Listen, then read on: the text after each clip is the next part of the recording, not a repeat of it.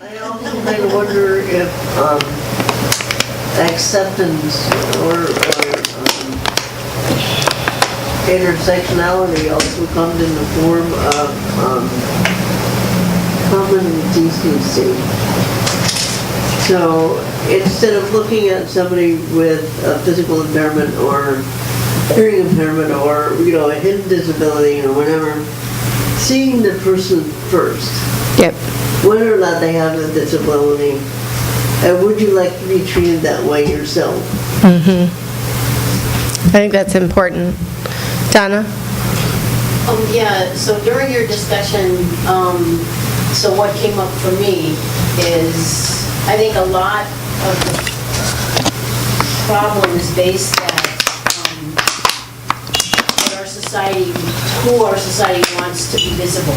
And so when I was in school, in elementary school, high school, junior high school, and even in college, it was less in college, but there was nobody in a wheelchair in my elementary school, junior high, or high school, and there were maybe a few people in college.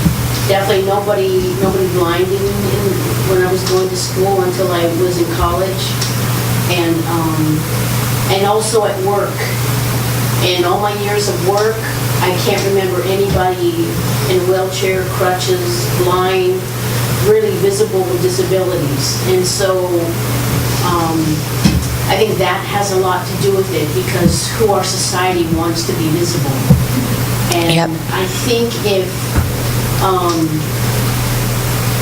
all children study together, then kids are the first ones who just don't care what you look like. They like you no matter what you look like.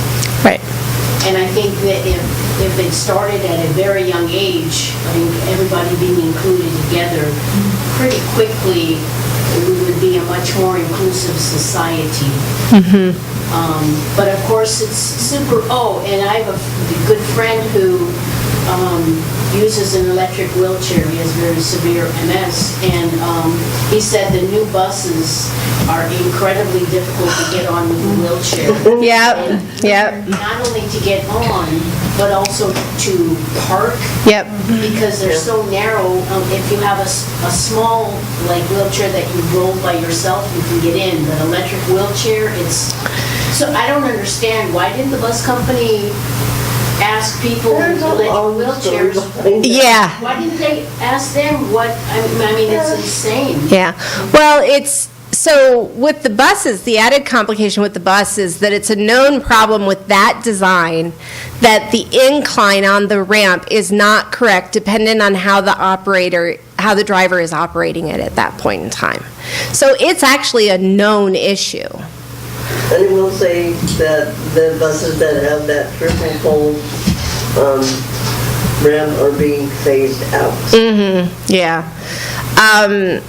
And again, this goes back to the capitalistic structure. We're about, go ahead, Rowan. Well, I was just, I don't want to stop you. No, you're good. Stream, but I was like, the one thing that was left out, that disabled people and prisoners are the only people who can legally be paid less than minimum wage. Which is one of the things that didn't come up. And the other thing that I really want to bring up is that we, as a community, as all our communities, do actions at City Hall. And naturally, because there's those nice steps, everybody puts their speakers up on the steps. I can't get up there. You can't get up there. There's a plan in progress right now. Collins Foundation, there are some board members on Collins Foundation that have expressed an interest in acquiring a ramp that can be rented at those events to make the stairs accessible. FYI, I'll have to do a little digging, but we were able to borrow a ramp from someone within the county anytime we did the disability pride, and it was the ramp and the staging. It had to be set up, but it could be done. The difficulty with that, and this kind of leads into some of the next questions about how you've included people in your events or things like that. Typically when you're setting up a structure at City Hall, you have to buy a permit. So if you don't want to have to pay for the permit, and you're wanting to organize an event, and there's not a ramp going up to the stairs. I mean, this was the one event that we worked, you and I. Christine is from Silicon Valley Independent Living Center, and we've been friends for a while. She's also part of, I think you're still part of the Low Income Self-Help Center. Yeah. So Christine helped out with the January 20th counter-inaugural rally, you know, after Trump was elected. And we had done, she with pneumonia and me, me not with pneumonia, but fairly new here. We worked on these issues, trying to get it to be accessible. And there were some longtime activists that were like, oh, I need to defer to you to answer these questions because I don't quite understand the accessibility part of things. And they're great people. They're great people that have worked hard in organizing and activism in the South Bay. But this is just a huge blind spot, and I think it's been a blind spot. It was a blind spot here at the center until certain Collins board members fought to get the lift and to make the space a little bit more accessible. I've been somewhat slow in doing that as well. So there's all of these variables, but to have a portable ramp of some sort that could get us up that small amount of space, I mean, we were fortunate. Women's March did get a ramp up to stage. Look how much they paid for it. Oh, I know. You know, it was very expensive, and yes, it costs $100 to have a lectern at a rally at City Hall. Yeah. So who knows what it will cost to have a ramp. Yeah. So the next part of the class, I'm going to kind of talk more. Go ahead. One more thing. So the other thing that I so often forget, and sometimes I remember, that if your event is in a place where it's wheelchair accessible, put that on the leaflet. Announce it so that people know that it's you can say wheelchair accessible or wheelchair friendly.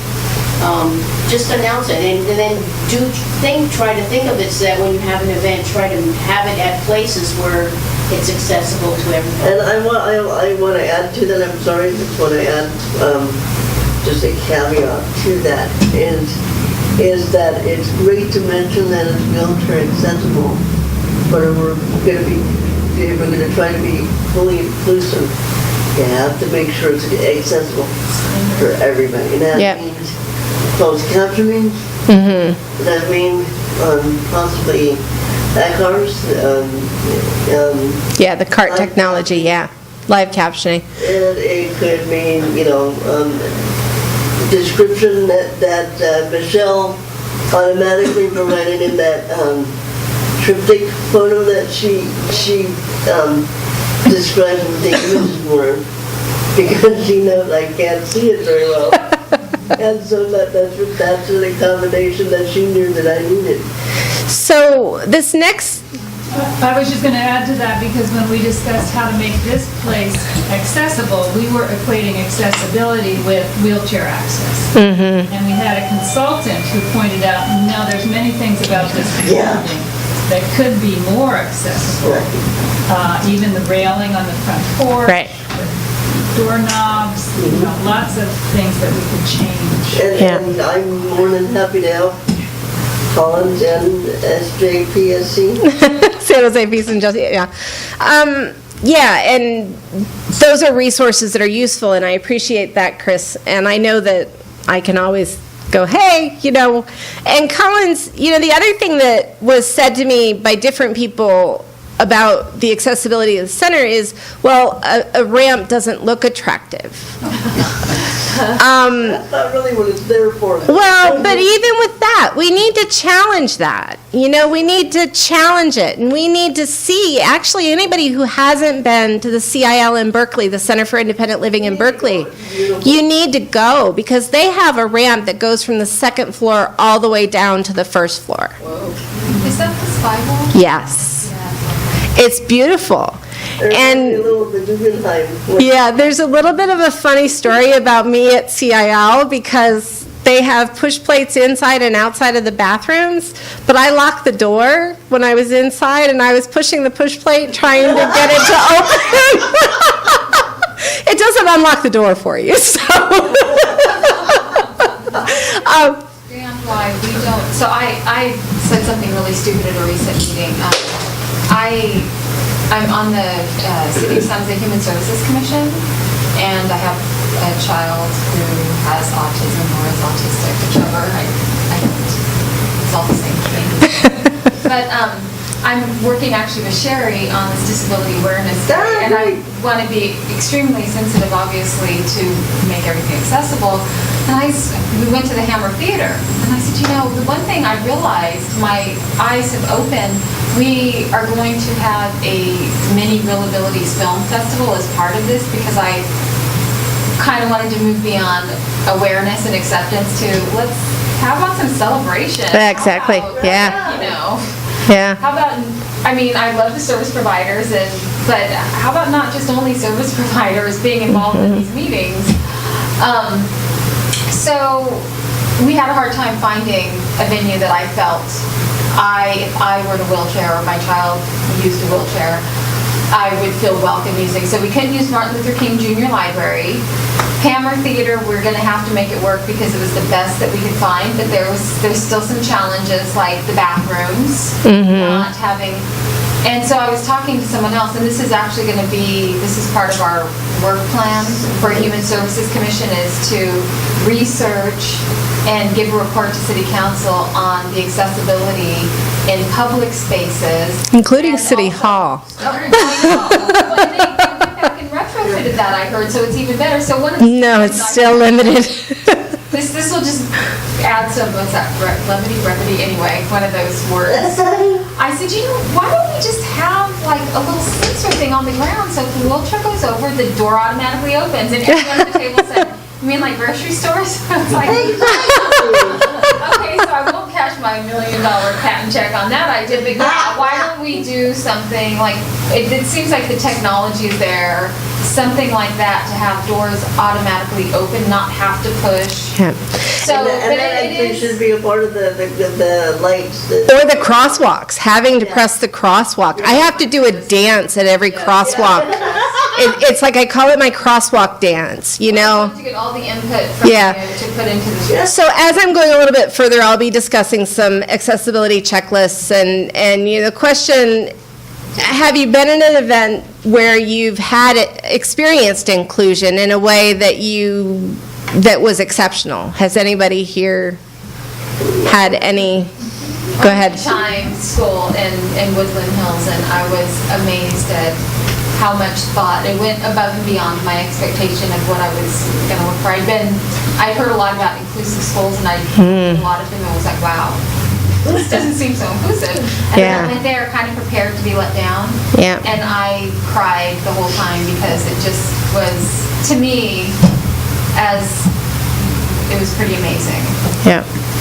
So, I thought the Women's March did a fabulous job. They did this year, yes. Yeah. Except that their idea for people without electric wheelchairs, they got a trolley that had straight up steps that you had to get on, and they were literally pushing people's bottoms to get to them onto the stairs. Yeah. Wait, what? The trolley was not, so I was active with their accessibility coordinator on the decisions for the march, and the trolley was not necessarily something that I was fully on board with. It's helpful for some people, but not for all people. And then, so to kind of take that as a jumping point, I found this disability accessibility bingo card, and it's great, and it's from DigiRen on Twitter, and it's like things said or implied in meetings when someone mentions the A word, We have been meaning to do it for ages. Our users don't need it. We would love to, but we don't have time. People with disabilities aren't in our target demographic. Just because you don't see people with disabilities does not mean they do not exist in our society. A lot of them are kept because of attitudes and problems behind closed doors. It looks big enough, okay, on my screen, as to text size and all of that stuff. We're stuck with their website and we can't change it, which is also tied into capitalism, in the sense that we don't quite have the money to change it, or it's not that important just yet. Just on the simple page, the next page could be just, larger. Yeah. We have deadlines to meet. It's too late to add accessibility. So this bingo card is actually in the resource folder that I created for the class. So that brings us to the question of how do we, make events more inclusive, and how do we be more inclusive in general, and the reality is attitudes are the number one barrier. Because the attitudes, as evidenced by that bingo sheet, they're the ones that are keeping things from moving forward. Money too, I would say, but that ties back into capitalism. The intersectionality issues are huge in that as well, in that a lot of people liken special education to another form of segregation, because special education is largely comprised of children of color, or can be. Because a lot of times the family, some people have more time to advocate for their child in different ways, but mainstreaming is not an automatic. I don't know, you probably can speak more directly to that, but it's more automatic than it used to be. It tends to be 10% Okay. of any school. So almost all classrooms have at least 2 to 3 kids in it that have an IEP. Okay. What's that? At least, Individual education program. Yeah. individualized education program. So that means that you are under the IDEA law when you are in special education. There's also 504 accommodations. That's governed by the ADA, and there are some children that have accommodations but are not part of special education.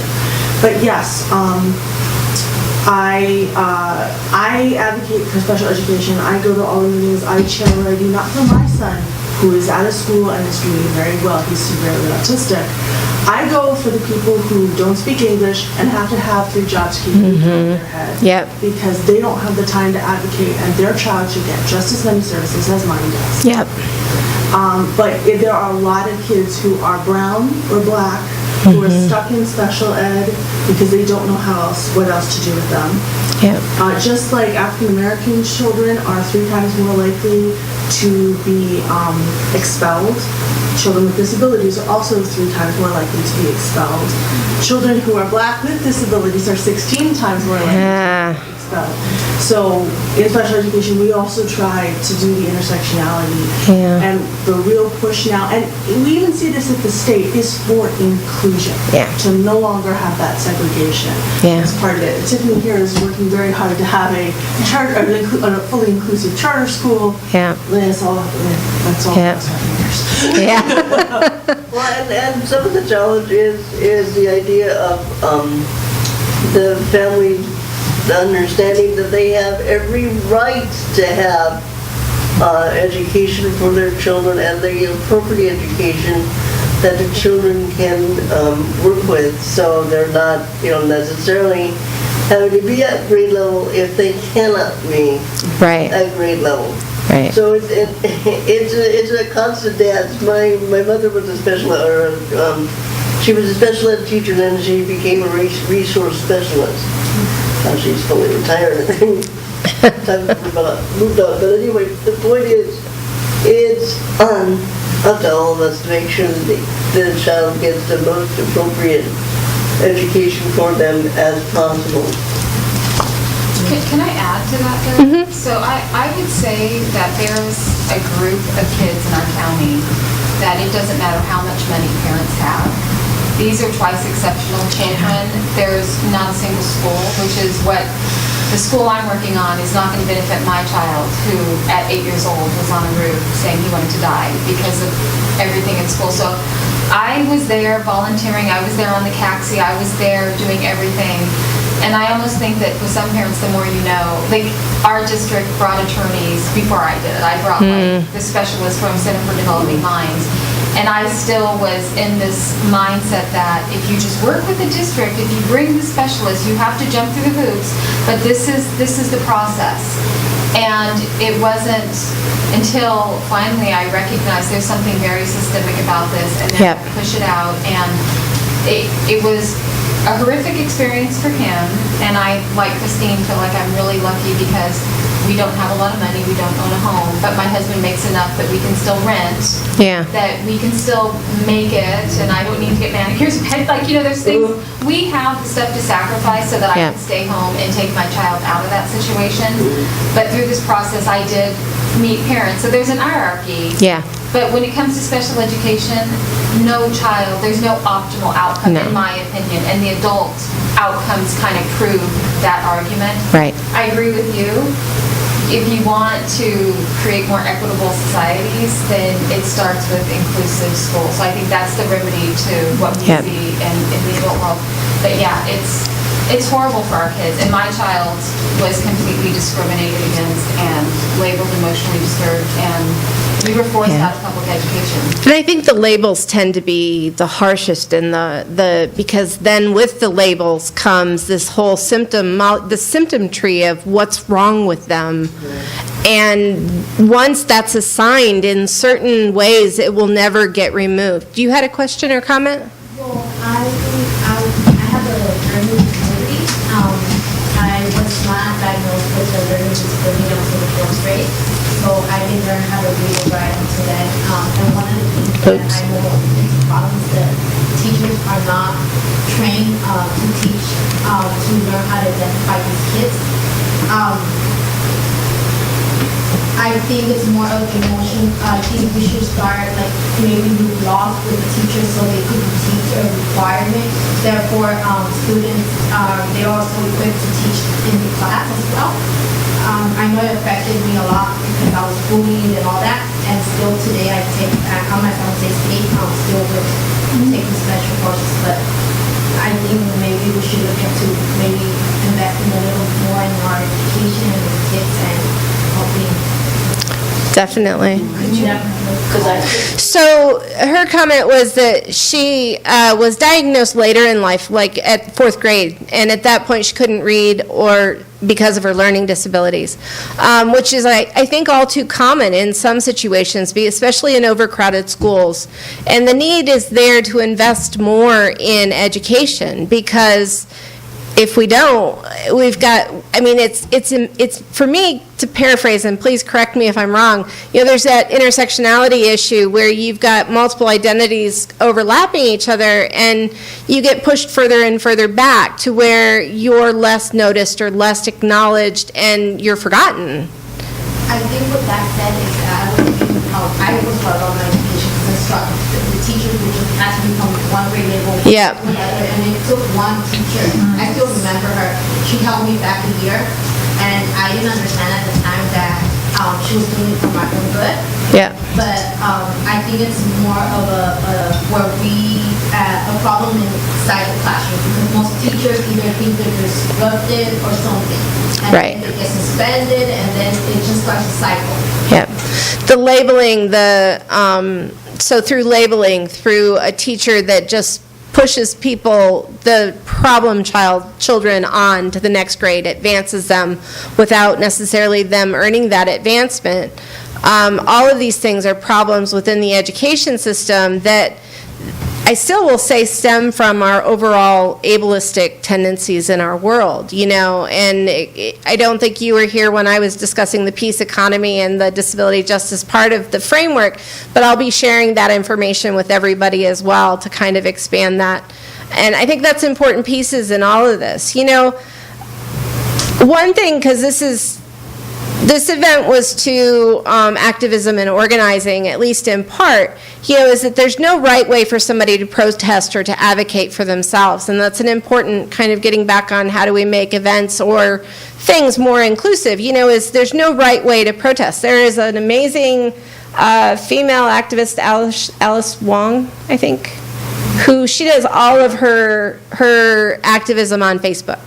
Or most of it either, or on Twitter, one or the other. And I think Twitter, but there are other people that do this as well. And live streaming today that was offered as an option for Together We Will, is a great way for us to reach a larger group of people. But it's also a great platform for people to be more active. I copied and have in the resources a list of It was taken from a campaign book on how to include people with disabilities in political campaigns. But I took 2 sections out of it. One was on canvassing, how to include somebody who's using a chair in canvassing. And the other one was on phone banking, and how phone banking can be a very appropriate way to include people with disabilities if that's what they're interested in doing. It may not be for everybody, but it might be for some.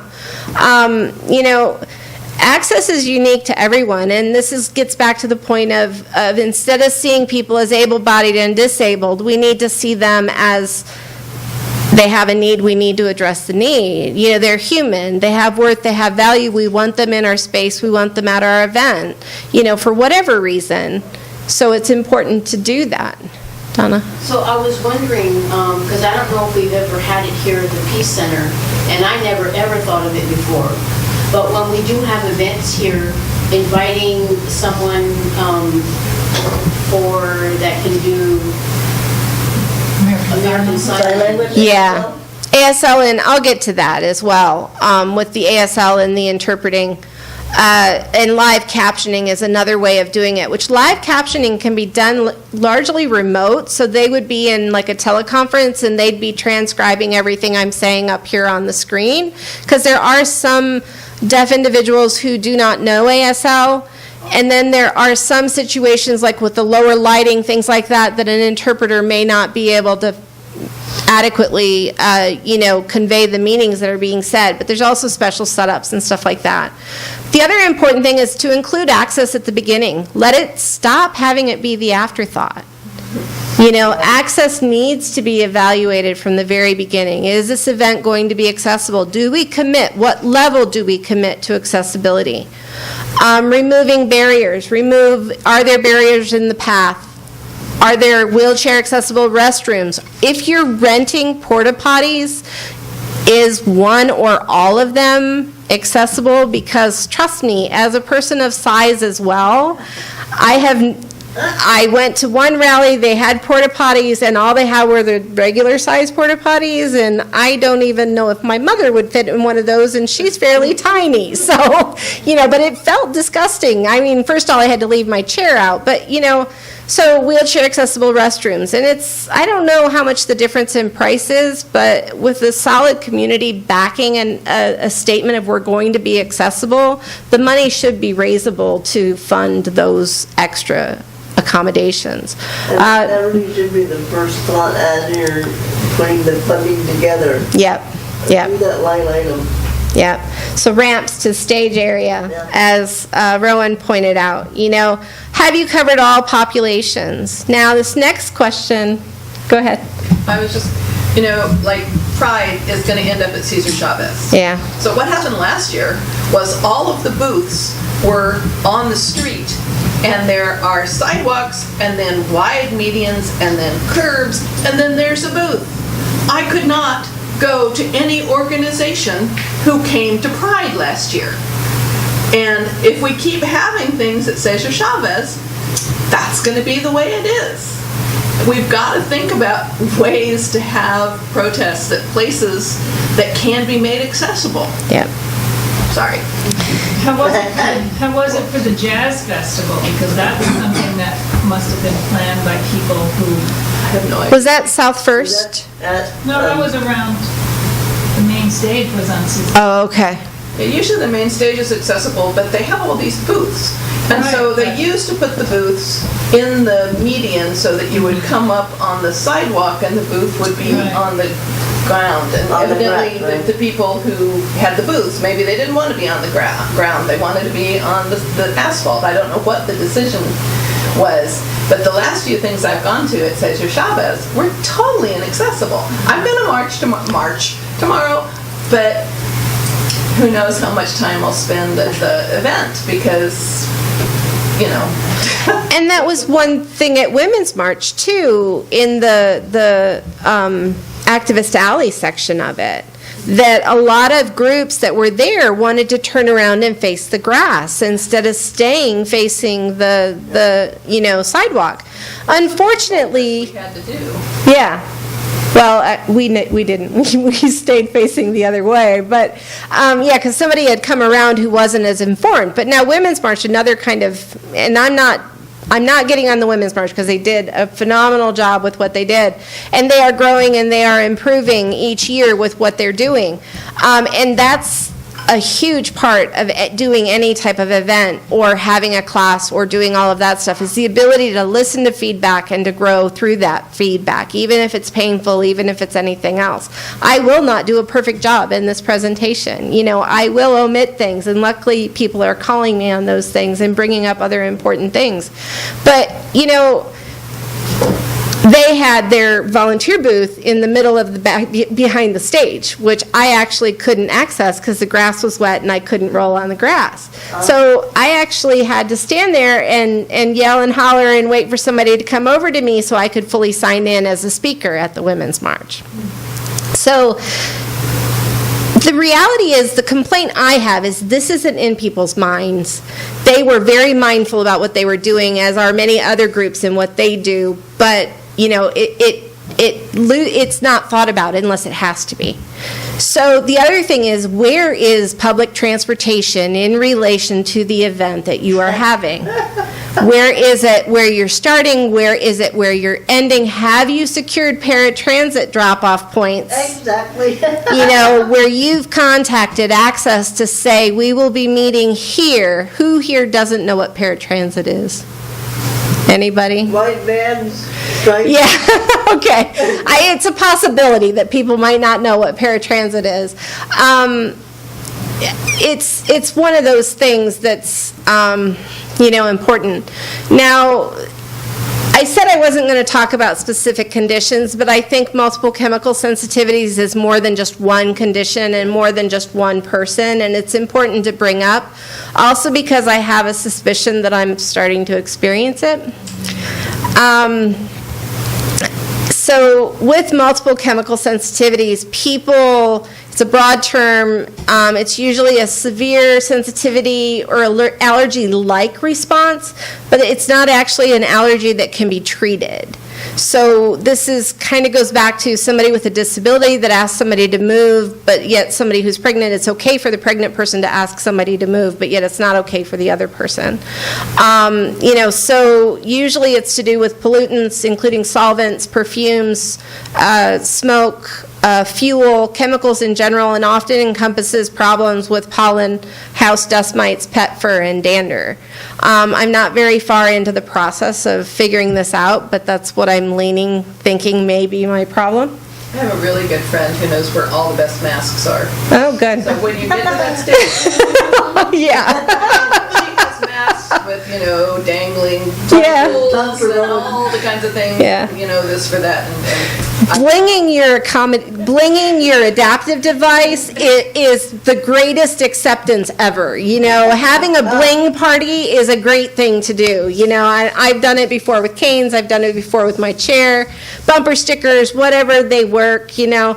So multiple chemical sensitivities is usually the ways to deal with that in an event is you want to use fragrance-free, non-toxic cleaning products. And it's not enough if something says gentle, safe and gentle, or lacking dyes, because it'll still have fragrances. I was accepted to a training that starts next month, and there they sent a list of things of I had to start washing my clothes with fragrance-free detergent and fragrance-free softener, and they wanted us to do it as soon as possible.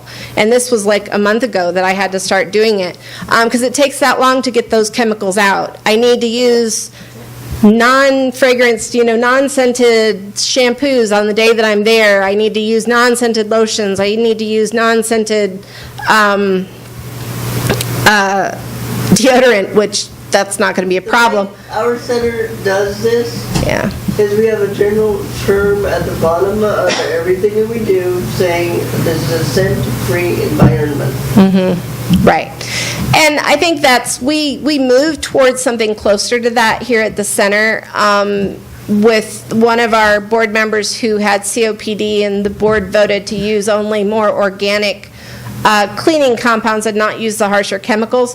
But you need to make announcements in publications to have that line item of please be mindful of others, you know, in your announcements, to make a disability clause or statement in that process.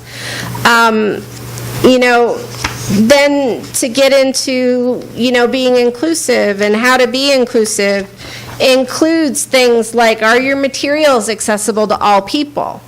Do you have a contingency plan in case something goes wrong?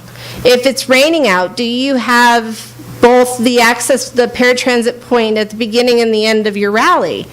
Include disability justice, please, in platform statements.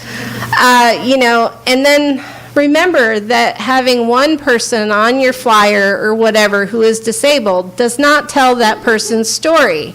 So don't get into tokenism. You need to focus on inclusion. Now I'm going to do a little bit of a naughty thing here on website access. There is a link, and hopefully this will work this time. And I'm going, did that work? Nope, it didn't. So let me get out of here and do this again. Get this to load. Okay. Yeah, I know, it should, but, okay, so WAVE is a web accessibility evaluation tool. I'm going to do both San Jose piece and Together We Will's website.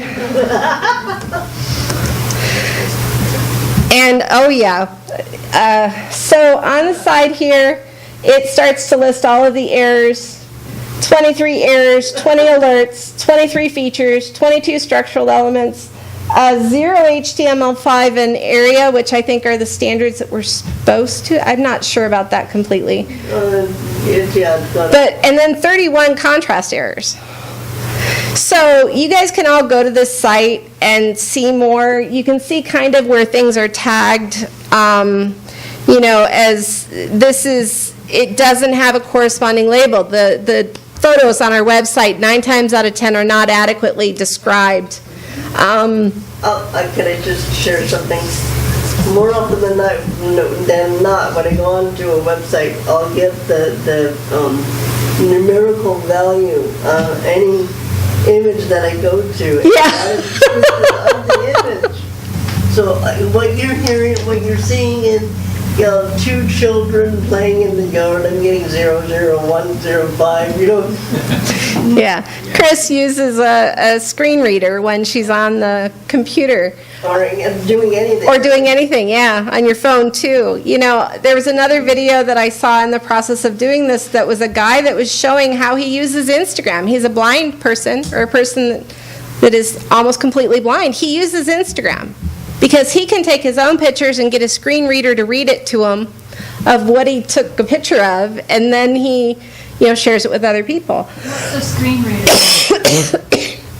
It's your Siri on your phone, basically. Oh. But it's a little bit more advanced than that. What's Instagram? Instagram is a social media platform. It's okay. Good for, yeah.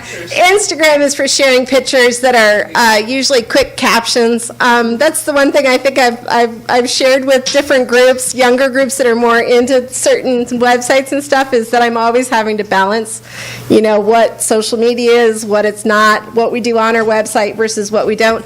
Currently, I would state our website is fairly close to inaccessible. Am I correct, Christine? Yeah. So I could set up a screen reader. But I get too much. Yeah, you can't, and I don't know, to a certain extent, a screen reader would read some of the items, but it wouldn't read much. To describe a screen reader is it interprets text to speech.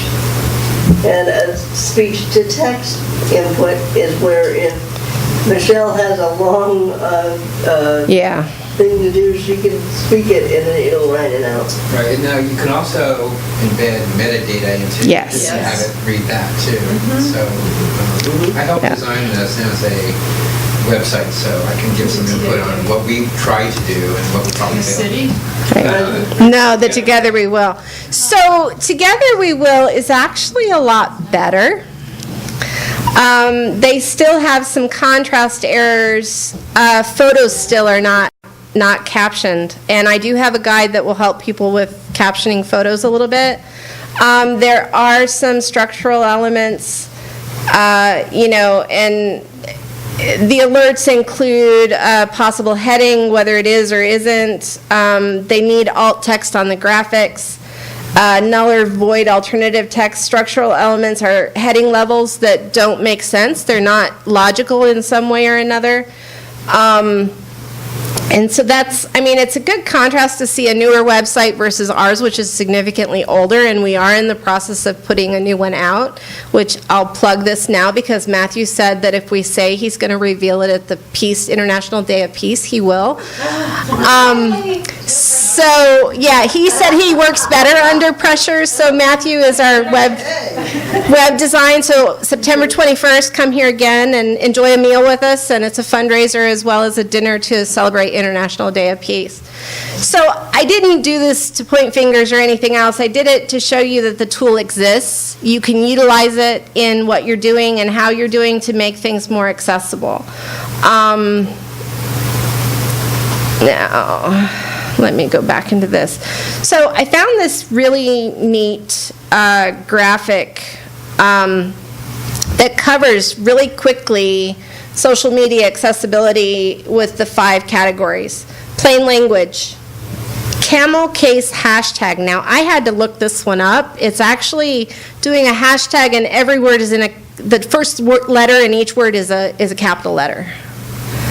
So, hashtag disability, together we will. Hashtag T, capital T, lowercase, the rest of the word. We is capitalized, will is capitalized. So you know where it is. Image description, caption videos. Now on captioning videos, YouTube is recommended by Facebook to do an auto caption, but you need to proofread your captions first. The other options, I'm not totally sure what's out there or how much it costs, but of course we live in a capitalistic society, so it's going to cost money, probably. Link shorteners is another option because when you get a big long link, people don't know whether it starts or ends. The other thing that I learned that I'm really bad about is I use click here a lot to describe the link that I'm putting there, and most screen readers can't pick. Actually, it varies. It varies. On how you do the actual line. Sometimes it'll read it, I'll read click here, and it will also give the www blah blah. Ah, okay. Yeah. Okay. But the trick is you try to give a letter that when somebody's searching for the links that they can easily find using the screen reader and voice to text. So like I said on YouTube videos, create captions for your videos when and if possible. Facebook will make the suggestion to upload it to YouTube first to get the captioning, but then of course you have to proofread your captioning. Promotional materials. Here at the center, we have people that like to put every single word about their event on their flyers. To most people, that's too busy. You need to keep it as simple as possible, keep it clean. The recommendations for size and fonts, there are certain, you want to use sans serif, you don't want to mix a whole bunch of fonts all together. And correct me, Chris, if I'm wrong about sans serif. That's Arial and those. Arial. Yeah. Arial 14, 14, 18. Yeah. Use bold type for single page flyers that are posted, like on a bulletin board or something. The other thing is 16 point or larger. For this presentation, what the guidelines said was to do for the text is at least 32 point, I believe, was what was recommended. Your large text look like about 40 or 50. Yeah, those are. They're about 35. Yeah. And I did that deliberately in an effort to make it as accessible as possible. And I was able to pick it up. Yeah, it's PowerPoint. Have a couple of large print copies. I actually did print out, a full page thing of the presentation for people that potentially learned in different ways. If I should have offered them at the beginning if anybody wants one. But I was a little preoccupied. Advance notice is good. Also, honesty is good. If you are accessible, tell them you are accessible. If you are not accessible, or if like the bathroom is not accessible, be honest about that. And make it a policy for yourself, and not just the person that needs the accommodation, but for yourself so you can prepare for the accommodation need. Mm-hmm. To say, please contact us X days out before the event so we can make sure they have the accommodation. Which I did add to our this event listing.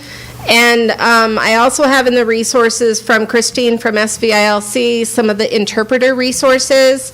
Now, CART's a little bit more difficult to come up with, but one of the accessibility checklist guides that I have goes over that. Miriam, could you just pass these out, because we're at this point anyway. So there's 2 of them. People can take one if you want one. Be open to the needs. That's what your point is have that accessibility statement on flyers and make it standardized or as standardized as possible to let people know, hey, Crips are welcome here. You know, so not necessarily in that. It's on the, yes. Yeah, it's on the drive as well. You know, not necessarily those terms, because I am of that community. I can choose to identify myself however I want to. You're a wheelie, yes. So we all could have our own little words here, you know. Honesty, like I said, is important. Yeah. For venue and rally accessibility, Miriam's passing around a couple of checklists that both are fairly comprehensive. One is from Catalyst, the other one is from Rooted in Rights. Catalyst is a San Francisco-based organization that does a lot of trainings on diversity and intersectionality issues. And actually their work comes from the Sins Invalid group as well. That's informed by that group's work. The other one, Rooted in Rights, is also, it's a more national level, I think, organization, but one is simpler than the other. The other one's 4 pages, one's 2 pages, but you get a gist of everything. Like I said, bathrooms are important, not only accessible, but gender neutral. Having a changing table is preferred.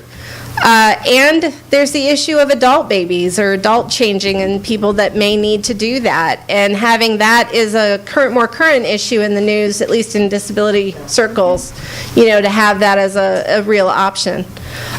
Be close to public transit, yeah?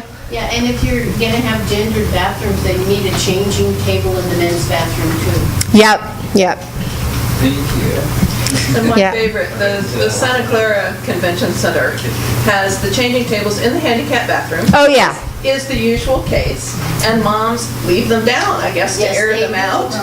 And the ones there are on the wall next to the door. So if you leave the door down, you can't get in. It's like, what?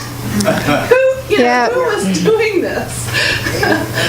And so I have to go find somebody to come and slip in and close the thing on the one handicapped stall so I can go to the bathroom if I have to go to an event at the Santa Clara Convention Center. And in a way, it boggles the mind to think that as a society we're so scared of women needing to change children or men.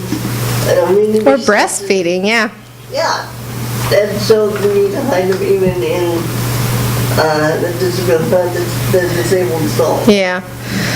Childcare options are important at events, you know, to have something there. And this can be included in the accessibility statement of please call us 48 hours before the event if you have needs of childcare.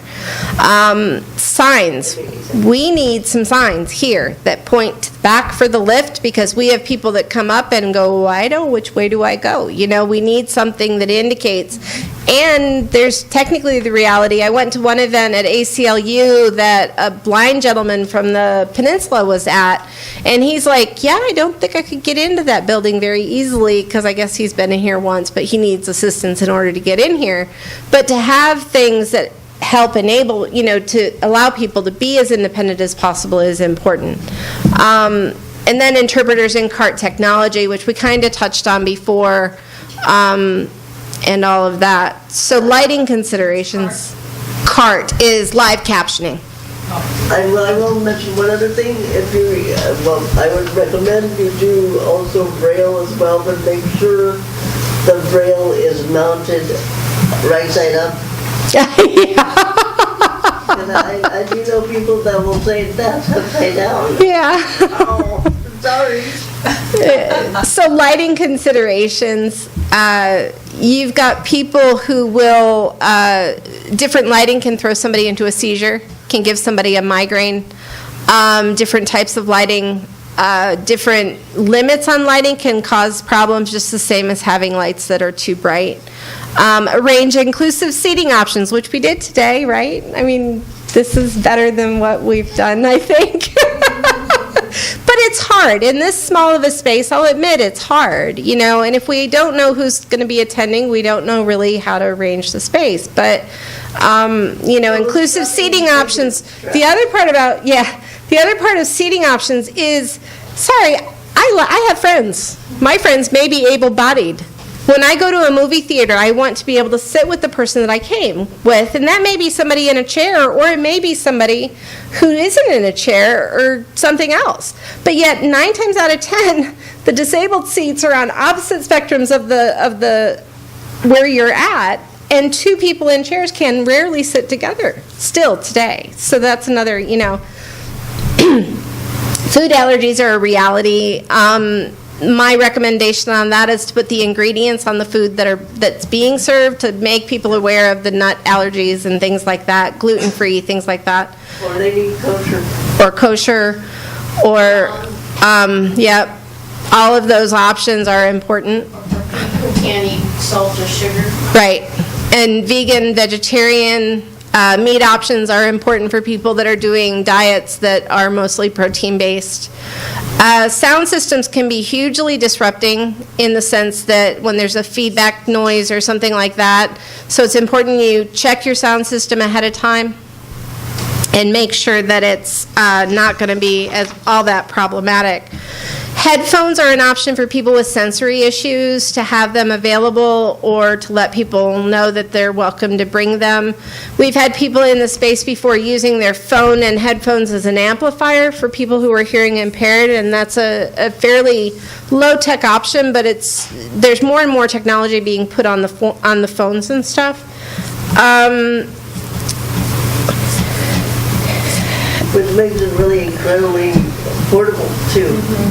Yeah, it does. Because there are some neat apps now that do the transitioning, do the translation for people. So the resources that are available are on a tiny URL, but they also have been posted in the Together We Will and the event. So you guys, and the Facebook event. You can also contact me for anything if you can't access those items. In closing, I'm going to do another kind of long read, but hopefully I took out some of it, so. Not enough. Yeah, I know, not enough, but it's important. And it goes back to some of the stuff that I said before. A truly accessible protest, campaign, or movement would provide multiple ways to contribute and participate, and each contribution or method of participation would be viewed with equal regard. This is from Maria Town, who was a former disability community liaison at the White House Office of Public Engagement. She also is an organizer of Accessible Organizing Means, hashtag, as well as hashtag proud product of IDEA.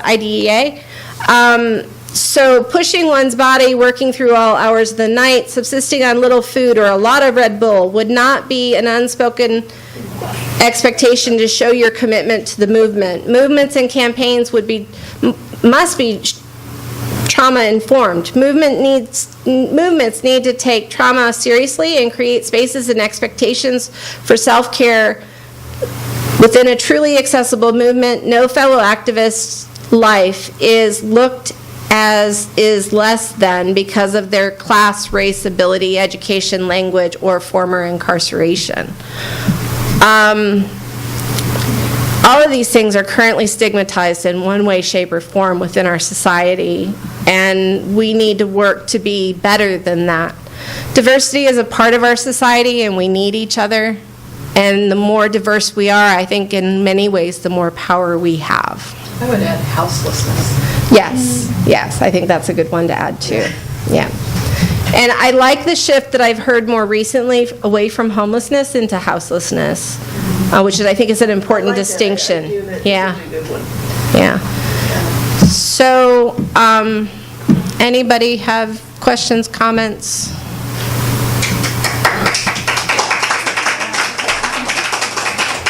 Thank you all. And I do have the handouts for the medical industrial complex visual.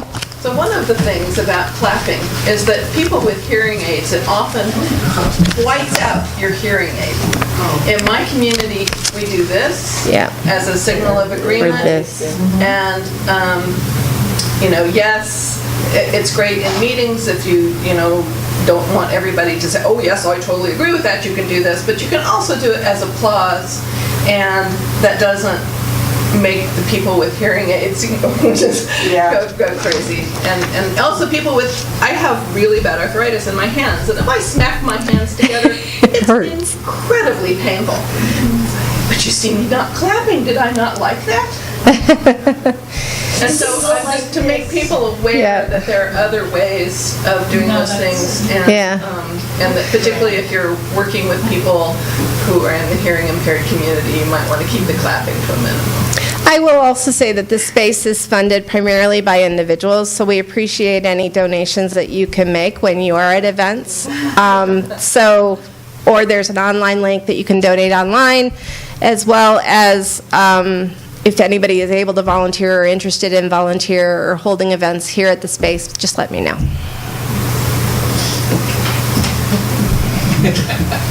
Yay! I think we should have a campaign, unite all the groups together to make the City Hall Plaza truly accessible, redesign the whole thing. It's too hot because there's no shade. That's right. Those steps I can't climb because they're for giants. I mean, what's the point of They're them? for giants. They're like a design element that's meaningless. My mother fell on the steps at the Families Belong Together and broke 2 ribs. Yeah. Even the council. My mother. What'd she break? 2 ribs when she fell on the steps at City Hall. Yeah. But there's so many groups now holding Rallies. and so on. That's our public space. It should be much more. Yeah, and inside still needs a lot of help too. I do have cards also on the table at back that people can take if you're interested in talking more with me, and I am willing to present this class at other venues too, so. But thank you all. The entire thing has been live streamed, so it's on TWW San Jose is the Facebook handle, and the link is also in the Facebook event, so please feel free to share it. Anybody who wasn't here can watch it. The slide deck is also posted. So, and if you're like, I'm not sure how to find it. On our own check-ins? Or do you want it? I have a link that's on the resource. So there's also this resource link that you can take a picture of. The very top link is the resource. So if you're wondering how to find it or whatever, I'll stick around. You can talk to me. Yeah, it's in Google Drive. I made a tiny URL. No, I've got the Google Drive Oh, on my okay. phone. My question was, can I share it on my Facebook? No, you might not. I might have it only as view only, so I'll change it for you so you can share it as well. But the link can be shared with anybody. We'll also have the link in the email. But you might not be able to share it directly from that site. So thank you guys for coming, and there's food. Yeah, food.